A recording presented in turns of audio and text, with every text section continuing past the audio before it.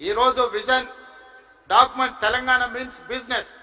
తెలంగాణ ఎవరైనా రావచ్చు, ఎవరైనా వ్యాపారం చేసుకోవచ్చు, ఎవరైనా వ్యాపారంలో రాణించవచ్చు.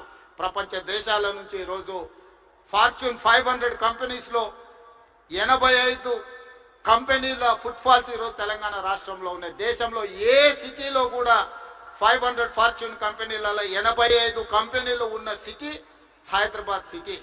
ఈరోజు మెట్రోపాలిటన్ సిటీస్ చాలా సందర్భాలలో మాట్లాడుతుంటారు, బెంగళూరుతో పోటా, అమరావతితో పోటా, ముంబై, చెన్నై లేకపోతే ఢిల్లీ అని.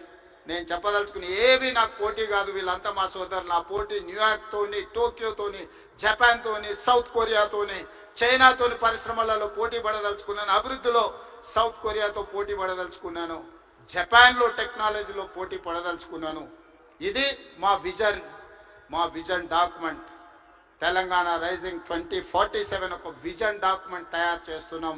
మా మిత్రుడు దిల్ రాజు గారికి నా సూచన, అందులో ఒక చాప్టర్ సినీ పరిశ్రమకు ఉన్నది. ఆ సినీ పరిశ్రమకు సంబంధించిన చాప్టర్ మీ ప్రముఖులందరూ కలిసి మీకు ఏం కావాలనో చెప్పండి. తెలంగాణ రాష్ట్ర ప్రభుత్వం మీకు అండగా నిలబడుతుంది. నా కళ్ళతోనే 2047 15th ఆగస్ట్ రోజు $3 ట్రిలియన్ ఎకానమీని చూసినాక ఆ రోజు నేను రాజకీయంగా ఆ రోజు చాలా ఆనందంగా మళ్ళీ సినీ పరిశ్రమ వేదికను ఏర్పాటు చేసి నేను చెప్పింది ఇంతవరకు ఏది మిస్ కాలేదు.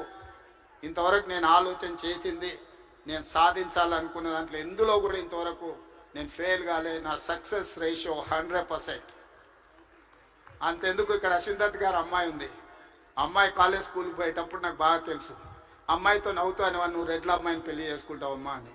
సరిగ్గా రెడ్ల అబ్బాయిని పెళ్లి చేసుకొని ఇప్పుడు వేద మీదకి వచ్చింది.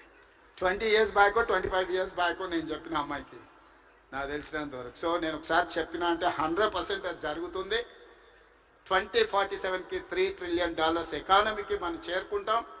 మీరు కష్టపడితే బాలీవుడ్, హాలీవుడ్ హైదరాబాద్కి వస్తుంది.